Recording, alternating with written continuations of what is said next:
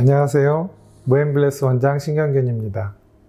흔한 경우는 아니지만 간혹 헤어라인 교정 또 모발 이식을 받고 난 이후에 원래는 생머리셨지만 이식한 모발만 곱슬로 자라는 경우가 있습니다. 경우에 따라서는 심하게 곱슬거리고 거칠게 자라는 경우도 있습니다. 이로 인해 결과가 안 좋아지지는 않을지 혹은 수술이 실패하는 것은 아닌지 걱정하시는 분들도 계실 텐데요. 이식 후에 처음 올라오는 모발은 어느 정도 곱슬거릴 수 있지만 시간이 지나면 대부분 개선되니까 수술 실패라고 너무 걱정하시지 말기를 바랍니다. 그렇다면 이런 곱슬머리는 왜 생기게 되는지 한번 알아보도록 하겠습니다. 곱슬머리가 나는 기전에 대해서는 많은 이론적 설명들이 있지만 오늘은 그 중에 대표적인 한 두 가지 정도 알아보도록 하겠습니다. 첫 번째 가설은 채취하고 분리하는 과정에서 모낭 손상으로 인해서 발생할 수 있다는 설명입니다. 후두부에서 모낭을 채취, 분리하다 보면 어쩔 수 없이 모낭 근처에 물리적인 접촉이 생길 수밖에 없고요.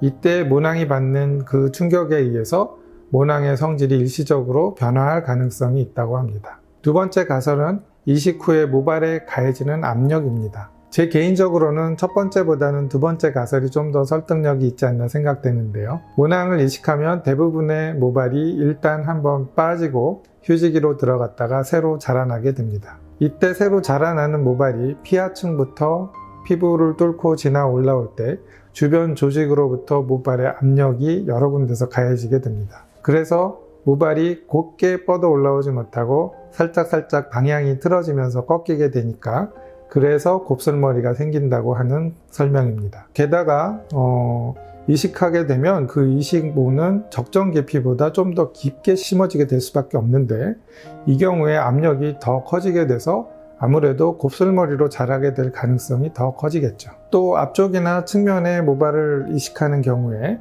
자연스러움을 위해서 각도를 좀 더 예각으로 눕혀서 이식을 하게 되는데 모낭을 눕혀서 심는 경우 이 바로 심는 것보다 조금 더 각도를 둔각으로 심는 것보다 모낭에 가해지는 압력이 더 일정해지지 않기 때문에 불규칙한 압력 때문에 곱슬이 생길 가능성도 있다고 합니다. 또 일반적으로 남성 모발 이식보다는 여성 헤어라인 교정의 경우에 곱슬머리가 생길 가능성이 좀 더 많다고 하는데요.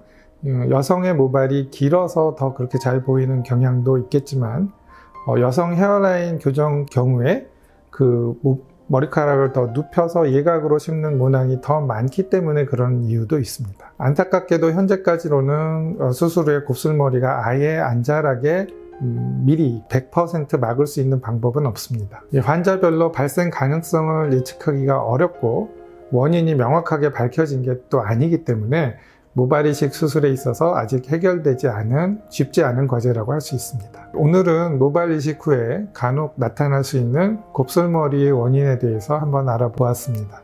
큰맘 먹고 이식했는데 곱슬머리가 올라오면 속상하고 실망스러우실 수 있겠지만 이 곱슬머리의 원인으로 생각되고 있는 모낭이 구부러지고 휘어진 그런 상처난 그런 모낭이 원인이지만 이 모낭들이 서서히 회복되면서 개선이 되기도 하고 또 모발은 계속 자라면서 직진 성향이 있기 때문에 뒤이어 올라오는 모발들이 피부를 뚫고 올라올 때 그 모발이 압력이 가해지는 정도가 줄어들어서 모발이 휘어서 자라는 현상이 조금 더 개선돼서 나올 수 있다고 합니다. 몇 년 정도는 시간이 필요하지만 아쉬운 대로 기다리시다 보면 서서히 곱슬머리가 정상 또는 본인의 원래 컬 정도로 풀려나갈 수 있다고 하니까 너무 걱정하실 필요는 없겠습니다. 간혹 곱슬머리가 보기 싫다고 쪽집게로 뽑거나 부분 제모를 하시는 환자분들도 봤는데요. 억지로 모발을 잡아 뽑는 그런 상황은 모낭 손상을 유발할 수 있기 때문에 별로 권하고 싶지 않습니다. 또 제모를 하실 경우 원하지 않는 부위까지 제모가 되는 경우가 따라올 수밖에 없고요. 또 그것 때문에 모발 이식을 또 해야 되는 경우도 흔히 생길 수 있습니다. 또 레이저 때문에 오히려 모낭이 손상당해서 더 곱슬거릴 수도 있습니다. 따라서 이런 경우에는 스트레이트 펌을 하시거나 아니면 고데기 같은 걸 사용을 해서 곱슬이 너무 심한 경우에 이렇게 좀 조정을 해 보시는 게 좋겠고요. 혼자서 고민하지 마시고 병원에 내원하셔서 담당 의료진과 상담을 하시면 더 좋겠습니다. 예, 지금까지 시청해 주셔서 감사합니다. 이상 모앤블레스 원장 신경균이었습니다.